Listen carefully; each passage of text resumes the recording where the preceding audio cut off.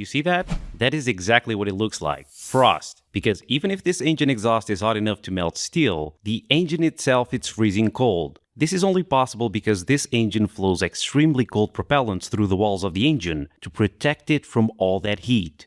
This is called regenerative cooling, and the fact that this engine does it with both propellants using an aerospike design that was 3D printed in copper is absolute insanity. But wait, because it gets better, because this entire engine is just one part. This video was brought to you by Aura.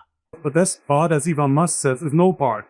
And, the next best thing is one part for everything, and that's a monolithic engine. So you have engines like the Aerospike, which are made from one part. There is basically no assembly except plugging in the hoses.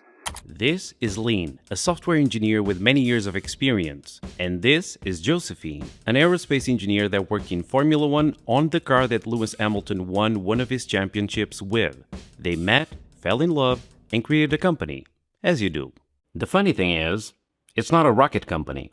The name of the company is Leap71, and they developed an algorithm called Neuron. This algorithm is not just able to make rockets, but it can actually design anything. Usually, you see something as an engineer, and then you update this one design.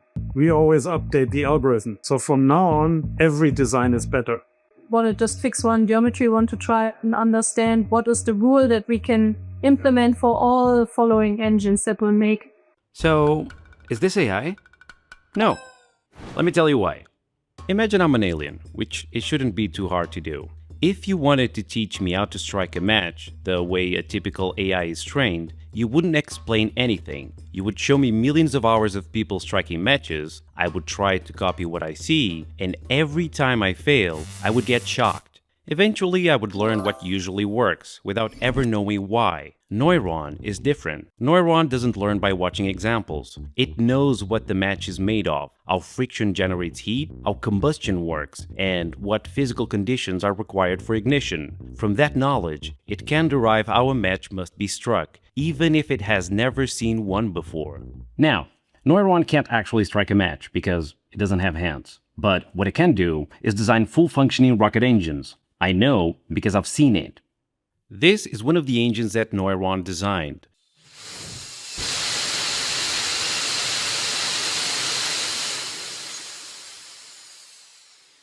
And so is this, and this, and this. Did you notice what they all have in common? They all worked perfectly. But from all of these, this one is my favorite because it's pure insanity and the pinnacle of difficulty in rocket engines. And I want to try my best at explaining why. Okay, imagine I want to build a rocket engine, which I do.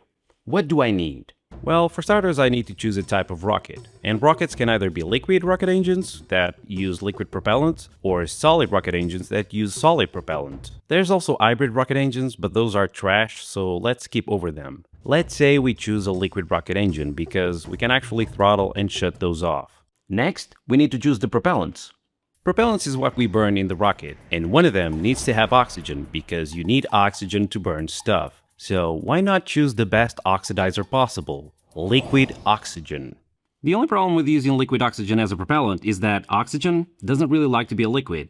In fact, you have to cool it down to minus 183 degrees Celsius just to make it a liquid. It's what is called a cryogenic propellant. As a fuel, we're using kerosene. It's easy to get, cheap, and loves to be a liquid. In fact, it insists on it. Sponsor time. This is not an FBI report on a suspect. This is just an example of the amount of information that data brokers collect and sell about you. What are data brokers? They are companies that quietly collect bits of information about you from all over the internet and sell them to anyone willing to pay a few dollars for them. This is insane. They have your name, age, address, phone number, probably even your pet's name. Anyone can buy or access this information. And sure, scammers are annoying, but do you really want psychos knowing where you live? Where your family lives? What choice do we have? Go live in a cabin in the woods? Say bye-bye to the internet?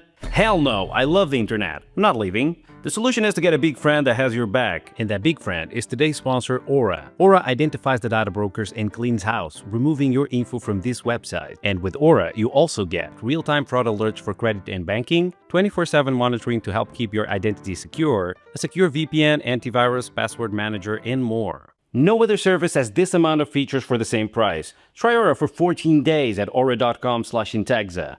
During these 2 weeks, Aura will get to work, scrubbing all your personal info from these data broker websites. Don't hesitate. Keep yourself safe. Okay, now we have the two propellants, and one of them is hard to get and even harder to maintain. So before that boils off, let's choose an injector. The injector injects and mixes the propellant into the combustion chamber. They cannot mix before, otherwise you get an explosion. Let's go with an impinging injector, where you basically angle the propellants at each other so they smash violently and create small droplets you can burn. Okay, now we have a way to inject the propellants, but we need somewhere to inject them into? What we need is a combustion chamber and a nozzle, so we can make the most out of those combustion gases. We can either go with the Delaval nozzle, which is effective, easy to build, and it has been tested several times over many years. Or we can go with the Wild Aerospike, which is better at adapting to different pressures, but super hard to build and even harder to cool. Yeah, I think the Delaval design is the obvious choice. Did you notice how I said the Aerospike design is harder to cool? That's because our propellants, when lit up, burn at a temperature of over 3000 degrees Celsius, which is more than enough to melt any metal we can use to build our rocket. But we are in luck. We can just flow the kerosene through the walls of the engine to absorb some of that heat, and by warming it up, it's also easier to ignite. Wait, the kerosene? Not the oxygen? But the oxygen is much colder. Wouldn't that make it the obvious choice for cooling? Well, yeah, but also, just like I said before, oxygen doesn't like to be a liquid. You see, if the oxygen absorbs too much heat from the engine, it will boil off and turn into a gas before it reaches the injector. That same injector we designed for liquids and won't work with gases. Sure, liquid oxygen at minus 183 degrees Celsius would cool the engine much faster, but kerosene doesn't boil as easily.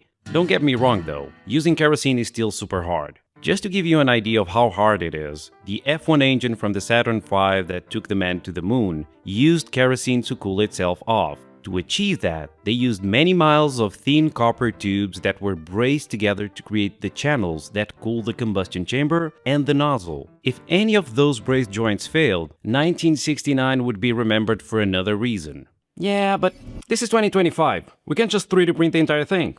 Through the process of using a laser that melts metal powder, line by line, layer by layer, you can get a metal part that has extremely complex geometry. This engine was 3D printed by a company called Aconity 3D in just one part. No wonder the rocket industry is booming. The reason why the Insanity Aerospike is so different is because of how it's cooled.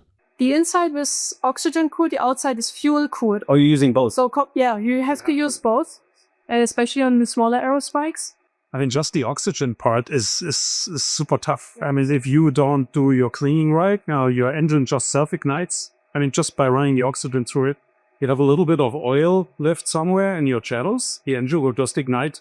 LEAP 71 started by designing small engines that use liquid oxygen and kerosene. They use different materials for the engines, like aluminium, which melts at 660 degrees Celsius. On the other side of the spectrum, they tried Inconel, which is this special alloy that can withstand up to 1400 degrees Celsius. They also tried copper, because copper is great at conducting heat. They tested different levels of thrust, different injectors, and different engine designs. All of this was so they could get the data from the tests and feed it to Neuron to make it smarter.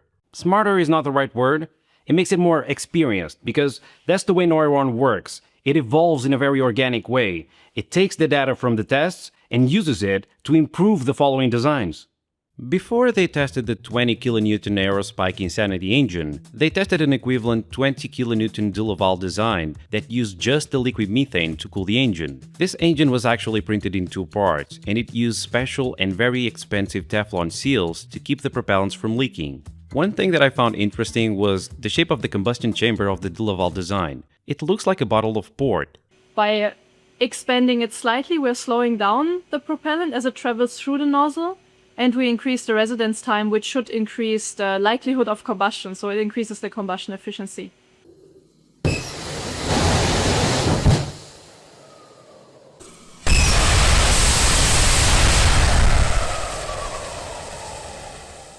Neuron is not perfect. As you can see, the exhaust of the Insanity engine is burning green, and you get green flames when you burn copper.